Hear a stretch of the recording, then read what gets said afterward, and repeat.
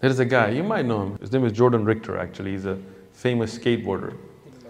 So I was in San Diego and I was going to a masjid. And alhamdulillah, we had a program and I was wearing a white thobe and I had my friend, he was also wearing a white thobe and amaim and shimav. And we see this guy in the masjid, this is a white guy in some jeans and a t-shirt. We think he's some new Muslim. We get new Muslims all the time. And after the talk, we were going to go up to the Bay Area. So I told him, hey, we're going to go on this trip. You want to go with us?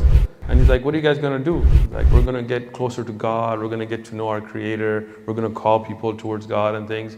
He was a new Muslim, so I thought, I'm going to simple term. And he was like, yeah, I'm ready. Let's go. I was like, all right, let's go.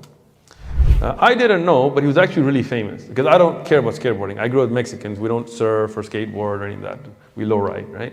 So if you Google him, Jordan Richter, there's videos of him still today, right? So he sets out with us. We spend the night in the masjid. Now the next morning we're going, and it's an 8-hour drive to the Bay Area. And on the way, we start talking to him, and I'm like, hey, so how'd you become Muslim? And he's like, I'm not Muslim. What? You're not Muslim? Like, you were in the mosque, you prayed, you spent the night in the masjid? Like, you're not Muslim? He goes, no. How did you know about Islam? And he's like, I don't know anything about Islam. This is before 9/11. So. And I was like, how did you get to the mosque? He says, I just saw you guys, and I saw you guys wearing white, and you guys were walking, like, I saw you guys as if you guys were angels. So I just followed you, and then I sat in the talk that was going on, and I had no idea what they're talking about. But I felt at peace. And you told me that you want to get close to God, and I want to get close to God, so I went. I said, what religion are you? He's like, I'm Jewish. Oh man, I got a bunch of Palestinian brothers with me in the car. This is not going to go well, And he's like, look, and he had a big Star of David tattoo all the way from his neck to his back. I was like, oh, ya Allah. So I started talking to him. It's an 8-hour drive, so we got a long way, and I'm telling the brothers, don't talk about politics, like talk about religion, this. So alhamdulillah, by the time we got to the Bay Area, he's like, I want to be Muslim. So, alhamdulillah, he made the ghusl, he took his shahada. Alhamdulillah, we're very happy. And long day, long drive, went to sleep.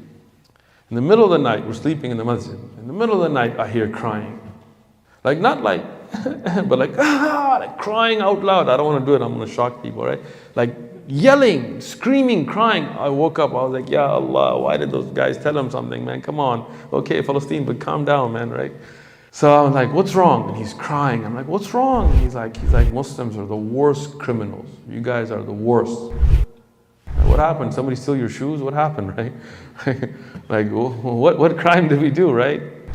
He said, you know what? In the West, anytime we have something beneficial, we take it all over the world. Like, it's true, like, think about that, right? Like you go to Rwanda and you'll see people on cell phones. Like, who developed cell phones, right? You see people driving cars. Well, where did cars come from, right? You see flights, and these things were developed in the West, but then they took it all over the world. Whatever reasoning may be, but they took it. He said, but you guys, you Muslims have the most valuable thing ever. You know the purpose of life, and you don't share it with people? He said, my parents died kuffar. They died on kufr. And they'll be in hell, and it's your fault. That stuck with me.